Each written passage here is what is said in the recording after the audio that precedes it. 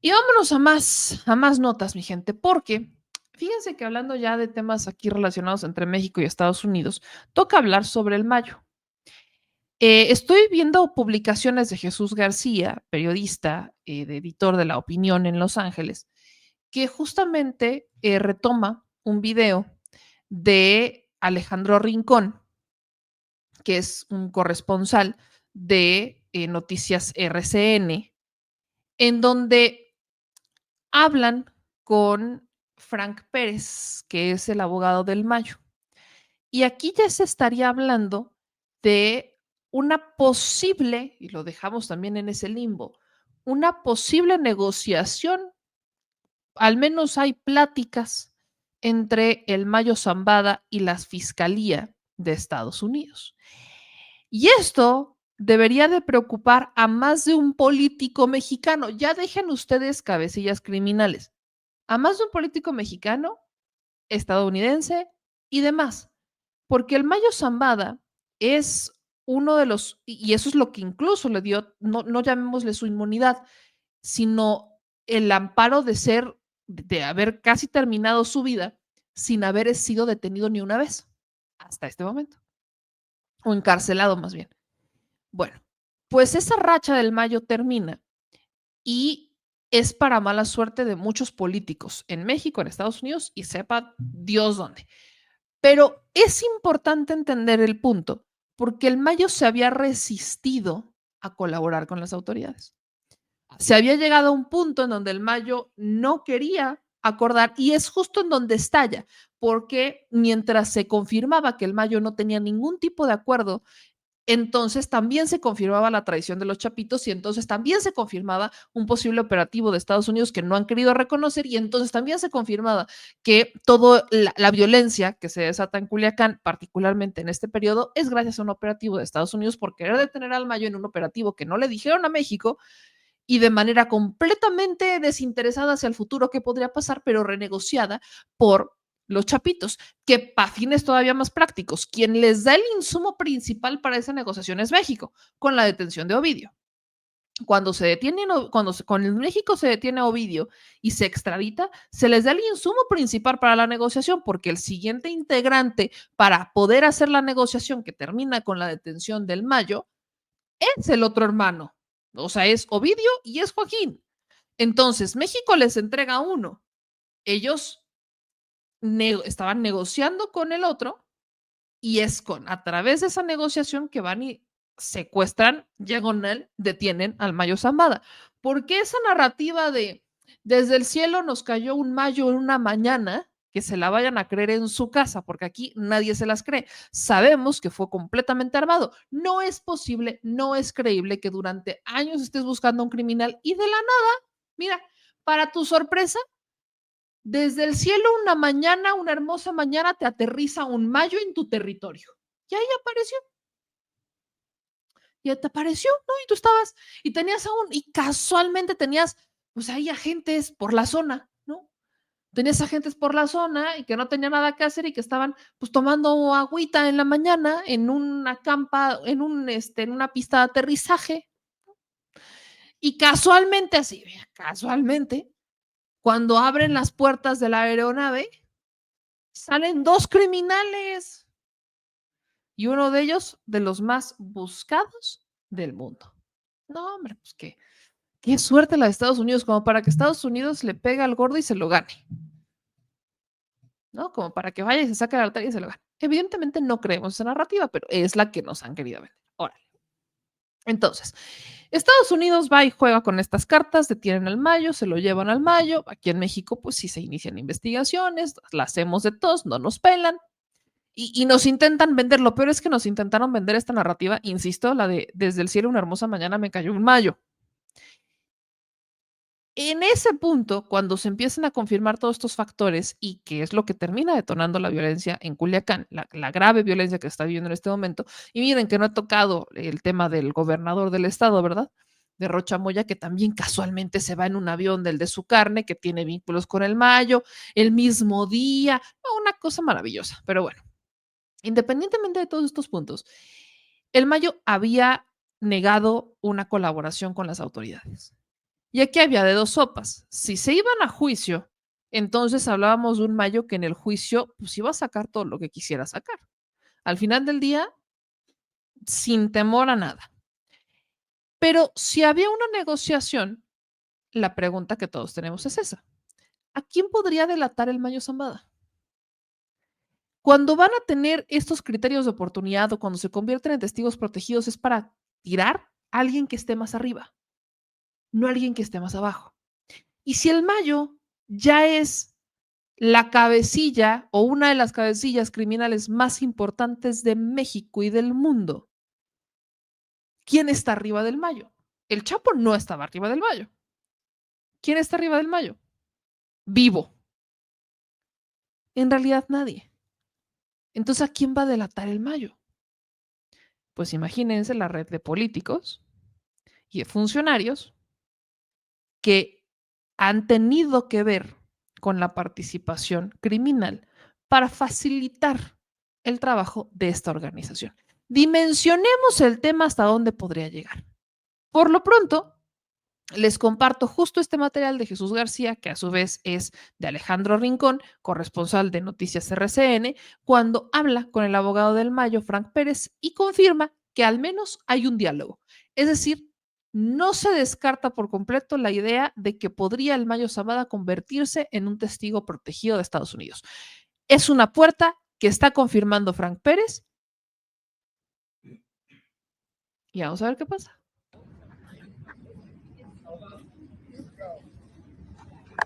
Abogado, ¿usted nos puede hacer un comentario sobre si la defensa está satisfecha o no con poder continuar representando al señor Zambada? Pues claro que estamos bien con eso. ¿Eso no complica un poco la estrategia de la defensa? No, para nada. ¿Para nada? No. El hecho que usted va prácticamente tenga que estar mudo durante la audiencia, durante todo el proceso. Y es cierto que Ahora que están apoyando. Abogado, ¿qué tan cerca pudiéramos estar de pronto de un acuerdo con el gobierno? Por ahora no están avanzando en negociaciones de ningún tipo con la fiscalía. En todos los casos platicamos, pero para ver si podemos llegar a un acuerdo, pero no.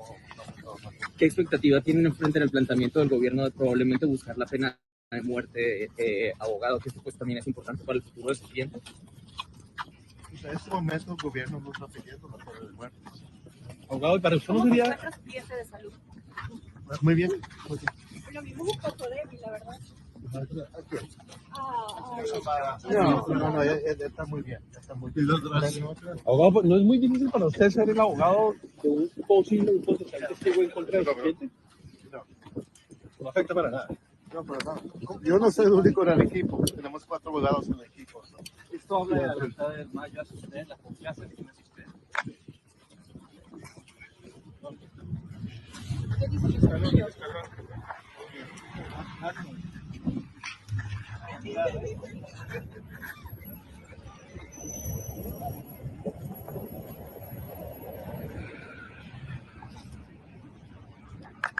Y abogado, ¿qué piensas de todo? La última pregunta. Solo tu pensamiento de lo que pasó hoy. ¿Qué piensas?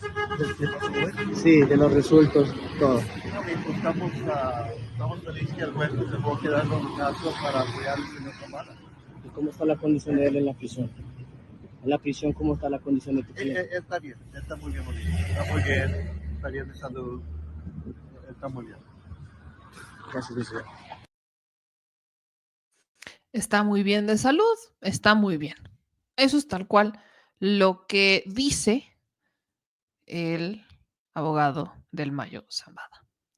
Que al respecto, fíjense que hoy leí una nota de María Scherer, que María, hija de Julio Scherer, se habría reunido con el Mayo Zambada antes de su detención. De hecho, es algo que subieron obviamente a proceso, pero ella, digamos que le da seguimiento a lo que inició en su momento su padre.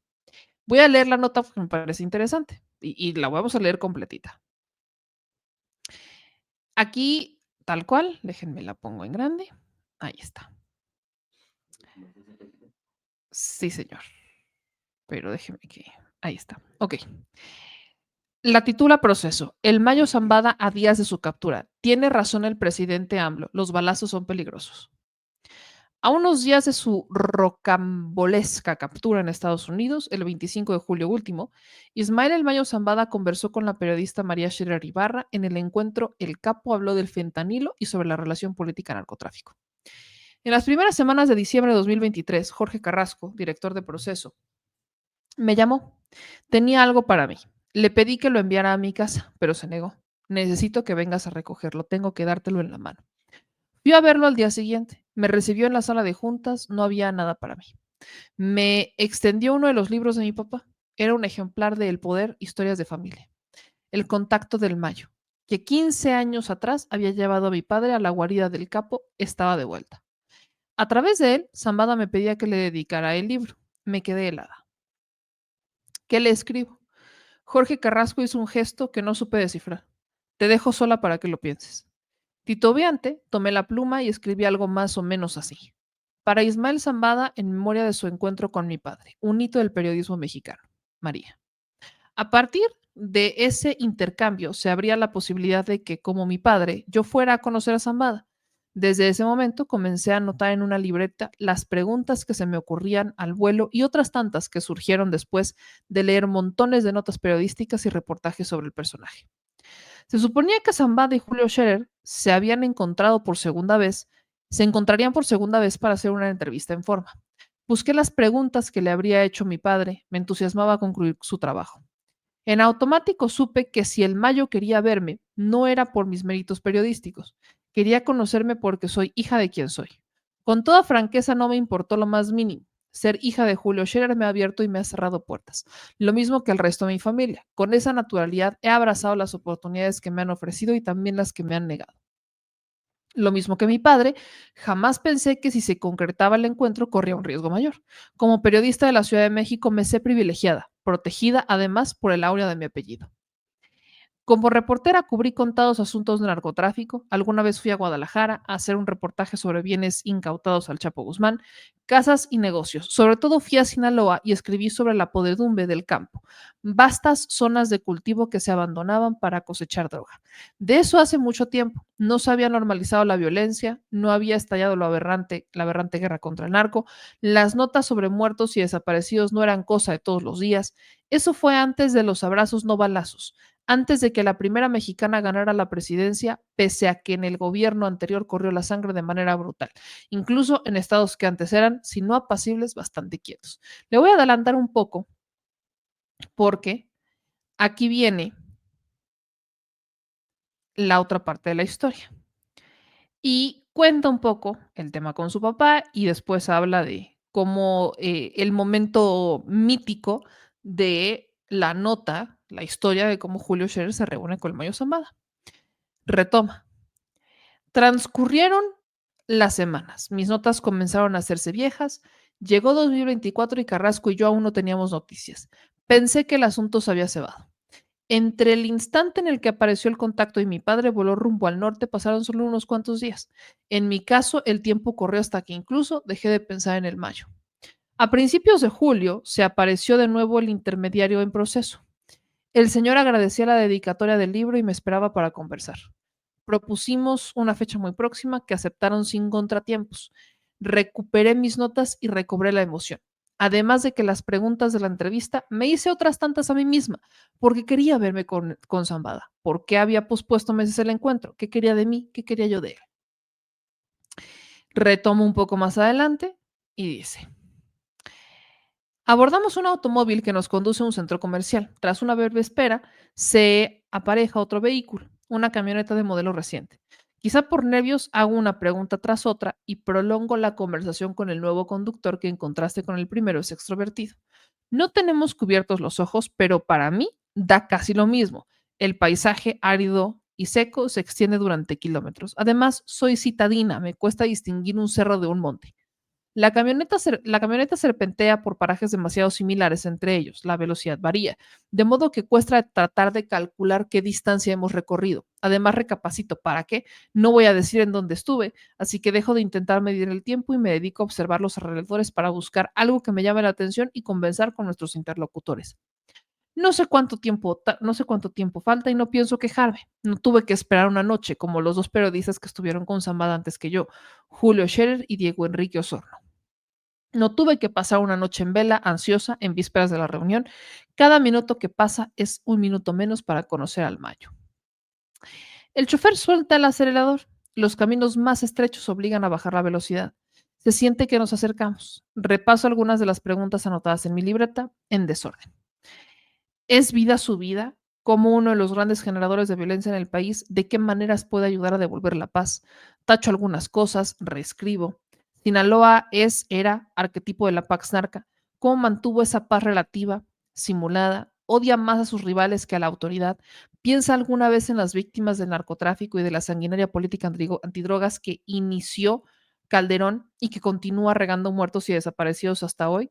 En este país que compartimos, que también es el suyo, casi un centenar de personas son asesinadas cada día y más de 20 desaparecen sin dejar rastro. Pienso en los vuelcos que da la vida. Genaro García Luna, el superpolicía preso en Estados Unidos desde 2019 por colaborar con el narco. Estalló cuando supe de la entrevista de mi padre con el Mayo. En un desplante dijo que iba a interrogarlo, no habría obtenido nada. Bajo todavía un poco más en esta nota y dice tal cual. Pasamos enfrente de una reja. El sol nos pega de frente. Mientras estacionamos, veo a Ismael Zambada en el último de los escalones de un zaguán. Me sorprende su delgadez. La fotografía más reciente de él era la que se tomó junto a mi padre, que muestra a un hombre corpulento y provocador. Él describió un tipo recio que sobrepasaba el 1,80 de estatura, con un cuerpo como una fortaleza. Claro que han pasado más de 14 años, ahora tiene 74. Ismael Zambada viste pantalón y zapatos deportivos y una playera polo marca Boss. Nos saludamos de mano, el Mayo nos encamina, su andar es lento y cuidadoso, arrastra un poco una pierna, nos sentamos en el antecomedor en un espacio semiabierto, hay otras personas, pero no nos la presentan. Nos sentamos en la mesa, yo en la cabecera, el Mayo a mi derecha, las cocineras nos ofrecen un desayuno copioso. Café, jugos, frutas, machaca, requesón, frijoles, salsas, tortillas hechas a mano y algunas cosas más. Zambada está de buen humor, suelto. Nos habla sobre sus padres, su infancia, al lado de sus hermanos, la vida en el monte. Le pregunto por su salud. Acabo de leer que la DEA y otras agencias norteamericanas reportaron que está muy enfermo, diabético y con cáncer. ¿Usted cómo me ve? Muy flaco, pero bien, ¿qué le pasó en la pierna? ¿Quiere ver? Ismael Zambada se levanta el pantalón por encima de la rodilla derecha, le atraviesa una cicatriz gruesa, más clara que su piel. Lo han operado. Se ha roto el fémur 2 veces y se ha sometido a un proceso de rehabilitación. Y va bien hasta finales de enero. ¿Qué pasó? Perdí el equilibrio, me caí y a empezar otra vez con la terapia. Apenas estuvo aquí el doctor. Se acomoda el pantalón y cambia de tema abruptamente. No sé por qué me asombra que no sea mal hablado, como suelen ser los norteños, o no lo es frente a mí y otras mujeres. Su padre enuncia mientras se golpea fuerte y repetidamente el pecho a la altura del corazón, con el puño apretado como quien quiere mostrar más que un gran aprecio, un lazo incluso. Cuénteme de qué hablaron. Hablamos mucho de la vida, eso lo sé, pero ¿qué le dijo? Me dijo cosas sobre la familia, le voy a mostrar algo. Terminamos de comer sin prisa, intercambiamos anécdotas sin importancia, cuenta que duerme poco, se levanta a las 4 de la madrugada para pasear por el monte, más tarde el calor lo hace imposible. Satisfechos salimos detrás de Zambada, desorientada sigo a los demás a través de su rancho de árboles frutales. Al frente hay una casa pequeña de una sola planta. Su dueño abre la puerta y hace un ademán para que nos adelantemos. Entramos a un recibidor. A la derecha destacan 2 fotografías en blanco y negro. Son sus padres. De frente a la izquierda cuelga la pintura de un hombre, mi compadre. No es el Chapo. Señala abajo, enmarca una frase de Mahatma Gandhi sobre el pacifismo, que no retengo, y el Salmo 91, que se refiere a la confianza en el cuidado de Dios. Enseguida me estremece lo que veo. Sobre un caballete de madera clara, una pintura colorida de trazos gruesos representa a Zambada y a mi padre. La mano del primero sobre el hombro de él. Estoy turbada. No sé qué decir. Alcanzo a preguntar quién la hizo. Me la regaló un amigo. ¿Por qué tiene a Gandhi? Porque soy pacifista. ¿Usted? Lo soy. Yo solo me protejo. La paz no se dice, la paz se hace, le contestó Zambada a Osorno en su encuentro. En estos tiempos no se dice, mucho menos se hace. Pasamos a una sala sencilla de sillones altos. Si me recargo hacia atrás, mis pies apenas tocan la alfombra. Zambada y yo ocupamos el sillón más grande, de 3 plazas. Miro un cuadro, miro mejor, mucho mejor logrado también del Mayo. Lleva la misma ropa que en la famosa fotografía, camiseta polo café, pantalón de mezclilla y gorra negra. Pero en esta posa solo, mi padre no aparece. Y esa la pintó Vicente, su hijo. Las siguientes 2 horas hago todas las preguntas que llevo preparadas, más otras que salen al vuelo. Ismael Zambada esquiva la mayoría de ellas. Otras las responde con monosílabos. Es inútil insistir. Él habla o calla conforme quiere. Cuenta de su colección de sombreros, los mejores de ellos adquiridos en distintas ciudades de Texas. Manda a pedir uno blanco alto, se lo cala y se lo quita en el acto. Don Julio me dijo que estaba mejor con la gorra. Sí, lo contó en su crónica. Quizás su cuerpo y su cabeza ahora son pequeños para ese fabuloso sombrero, pero una década atrás hubiera quedado muy bien. A mi padre apenas le mencionó a Vicente Zambada Niebla, su hijo y supuesto heredero del cártel, quien testificó en el juicio por narcotráfico con Joaquín El Chapo Guzmán y se presume se convirtió en testigo protegido. Desde 2021 no se encuentra bajo custodia del Departamento de Prisiones de Estados Unidos. Zambada no quería hacer alguna declaración que pudiera afectarle a Vicentillo en el juicio. Lo extraño todos los días, como miles de familias extrañan a sus hijos muertos y desaparecidos. Conozco ese dolor. El Mayo habla de sus ranchos, su grandilocuencia. Si uno no supiera nada de él, pensaría que es un agricultor y un ganadero adinerado. El fentanilo, eso sí no. Aquí no van a encontrar una sola tiendita que sea mía. El fentanilo es muy peligroso. Y las tiendas de Culiacán y los laboratorios que se han desmantelado en varias zonas de Sinaloa no son mías. ¿De quién son? Le digo que no son mías. Zambada se encoge de hombros y cambia el tema. Describe el ganado que pasta en sus tierras, sus cultivos en las incontables hectáreas que le pertenecen. Si volvemos al tema del narco, suena como algo ajeno a él. En algún momento ofrece un mezcal de Durango. Sin interrumpir la conversación, vierte alcohol en 3 vasitos de una botella de vidrio. ¿Qué piensa de la estrategia de abrazos no balazos de López Obrador? ¿Es mejor estrategia que la de Calderón? Tiene razón el presidente, los balazos son peligrosos. ¿Qué tan enredado está el gobierno con el narco? ¿Qué tan firme es la relación entre ambos? Conozco gente metida en todos lados, en la policía municipal, estatal, en la federal. Gobernadores, hay de todo, unos sí, otros no. Según la prensa dice mentiras, puras mentiras. Zambada repite esa respuesta más de una vez. De manera repentina se pone de pie y pide que lo acompañe. Cruzamos algunas veredas y señala un porche con un comedor y unas mecedoras. Aquí estuvimos, afirma y apunta el dedo hacia el descampado. Con mi papá, ahí mismo. Nos sentamos y conversamos sobre sus relaciones, amistades y odiosidades. No manifiesta nada que no sepamos. La conversación se ha extendido por varias horas.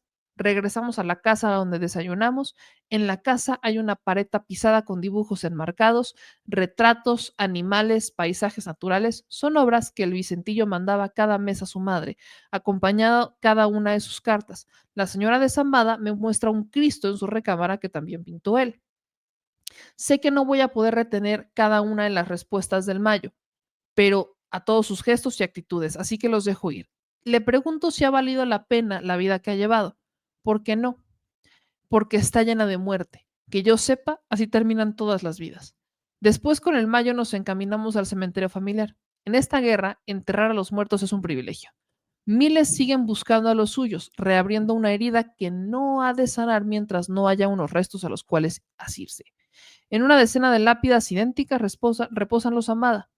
Meses después leeré en los periódicos que el Sacramental fue parcialmente incendiado durante los feroces enfrentamientos en varios municipios de Sinaloa. Nos despedimos, prometemos que nos volveremos a ver, entonces sí dará una larga entrevista. ¿Le gustaron los tamales? ¿Cómo no? Le voy a mandar. 2 semanas y días después, 25 de julio, Ismael El Mayo Zambada es abducido y trasladado al aeropuerto de Santa Teresa, Nuevo México. Tras una oscura operación realizada sin el conocimiento ni consentimiento del gobierno mexicano. No volveré a ver al Mayo, pero tengo otra parte de la historia. Recluido el Vicentillo en Chicago, las autoridades estadounidenses le hicieron creer que su padre y su imperio criminal estaban a punto de derribarse. Vicente Zambada imaginó a su viejo débil, sometido como él a un encierro insoportable. Estuvo abatido hasta que de manera inesperada llegó a sus manos Proceso y observó en su portada a un hombre erguido, con la barbilla apuntando hacia arriba y el pecho hacia afuera. La fotografía de su padre era la de un hombre que no se da por vencido. El ánimo del vástago se fue para arriba. Es todo lo que sé. Es posible que sea todo lo que yo voy a saber. Entonces, aquí con esta entrevista de María Scherer, hija de Julio Scherer, a El Mayo Zambada, y con esta otra información, además estamos confirmando algo que nosotros ya habíamos dicho cuando fuimos a Sinaloa, cuando fuimos a Culiacán, que el productor entrevista a 2 integrantes de la célula del cártel de Sinaloa. Confirmó exactamente lo que habíamos dicho. Uno, que el Mayo es pacifista. Imagínense llegar al punto de decir, sí, el líder de una célula criminal de las más importantes del mundo es un pacifista. 2, él no trabaja el fentanilo. Los que manejan el fentanilo son los chapitos, no Zambada. Zambada se dedica a otras drogas, no al fentanilo. Porque para Zambada el fentanilo no es. Digamos que es de estos, y digo viejos, no solo por la edad, pero exacto, viejos de esa vieja escuela, de esos códigos de los capos originales que existían, que tenían sus códigos de ciertas zonas, con esta gente no, con esta gente no. O sea, esta nota de esta entrevista que hace María Scherer con el Mayo Zambada, vuelvo al punto, confirma lo que ya se había dicho de acá, lo que el productor había dicho en su momento cuando cuando entrevista a estos capos, que le dicen justamente eso, que además está reforzando otra vez esta idea de que el Mayo sí iba a ser ese factor de unidad entre Héctor M. Cuen y el gobernador de Sinaloa. Obviamente, en esa entrevista, como buen capo, no dice nombres, o sea, no los va a decir. La información que él tiene es poderosísima. ¿Quiénes son? Está manteniendo su código. Uno mantiene el código, además la información es poder. Entonces, a él le convenía en ese momento hablar, decir, por supuesto que no. En ese momento estaba en libertad. Luego viene la detención y luego viene todo este proceso de estrella floje, que incluso lo que ya también revela María Scherer es que a su propio hijo le habían mentido las autoridades de Estados Unidos y que cuando el Vicentillo ve la foto de su papá detenido, reacciona y dice, no es cierto. Entonces, aquí todavía no tenemos ninguna certeza, porque no existe certeza de que vayan a llegar a algún pacto o de que efectivamente el Mayo Zambada se apega a un criterio de oportunidad como ya lo habría hecho su hijo. No estamos en ese punto, pero se abrió una puerta que no estaba abierta porque el Mayo no la había abierto. El Mayo hasta este momento, hasta el momento en que su abogado confirma que están en pláticas, el Mayo él se resistía, era de no estar en un acuerdo. Y la narrativa completa era la traición de los Chapos para lograr un acuerdo en donde ellos se beneficiaran a través de la entrega, diagonal secuestro, del Mayo Zambada. Hoy el Mayo Zambada ya está detenido y está en pláticas con la fiscalía. Vuelvo al punto inicial. Si el Mayo Zambada decide hablar, aguas. Porque ¿quién está arriba del Mayo? Nadie. Ni el Mencho. Ni el Mencho está arriba, ni el Chapo. Aparte del Chapo ya lo tiene. ¿Quién está arriba del Mayo? Nadie. Más que, porque ni siquiera están los políticos arriba. Pero ¿a quién podría delatar? Que es de un rango importante a los políticos y funcionarios tanto de México como de Estados Unidos, como los que le haya tocado, con los que haya platicado, acordado y negociado. La pregunta no es si va a revelar o no esa información, porque si llega a un acuerdo podría revelarla, sino la pregunta es, ¿va a pasar lo mismo que en el juicio del Chapo? Sí se acordarán ustedes que cuando el Chapo Guzmán estaba en juicio, el Chapo Guzmán habló sobre los acuerdos que tenía con expresidentes como Calderón y Peña Nieto. Eso no hizo eco en México. Y miren, que era y seguirá siendo un escándalo. Pero eso nunca pasó. Eso no llegó a un eco. El único eco fue la detención de Genaro García Luna, secretario de Seguridad de Felipe Calderón, que viene derivado del juicio del Chapo. Pero aquí hay dos escenarios. Si no se va a un criterio de oportunidad y se van a juicio, y el Mayo habla sin criterio de oportunidad, juicio como lo hizo el Chapo, ya también es muy distinto el contexto del juicio del Chapo a este, porque además hay una cantidad de redes sociales que podríamos amplificar esa información que en ese momento se perdió. Cuando el Chapo habla, y recuerdo de hecho al abogado del Chapo sorprendido con Adela Micha diciendo, es que yo no entiendo cómo es que acaba de decir el Chapo que este presidente y este presidente tuvieron que ver y que en México esto no sea noticia. Porque en Estados Unidos no les importa, pero en México sí nos importa. Y no fue nota. No, me acuerdo perfecto de la escena, no fue nota. Hasta después que viene la detención de Genaro García Luna, que deriva justamente de esa línea. Pero hasta ahí. Pero el Chapo señaló a Calderón y a Enrique Peña Nieto. Entonces, si no se apega a un criterio de oportunidad y se va por la línea del juicio, quiero ver qué va a pasar. Pero si se apega a un criterio de oportunidad, también necesito ver qué va a pasar, porque estamos hablando de una relación que no está en sus mejores momentos entre México y Estados Unidos en un tema de cooperación internacional.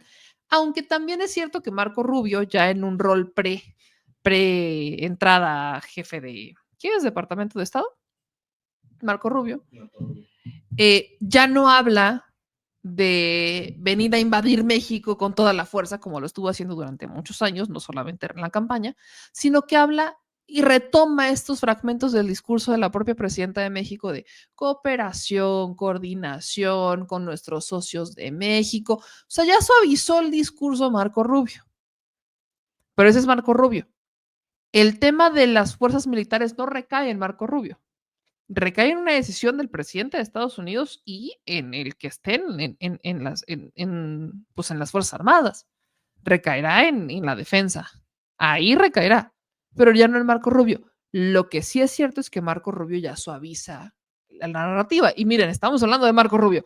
Suaviza un poco esta narrativa de decir, sí son terroristas los criminales, pero vamos a coordinarnos, vamos a trabajar con nuestros socios de México, porque es lo mejor, porque es lo que debemos hacer. O sea, ya entró como en un, yo le llamaría, entró como en el combo ya no soy candidato, ya hoy me toca estar en la, digamos que en el lado de funcionario y más diplomático y demás. Además, no se manda solo, manda el presidente de Estados Unidos.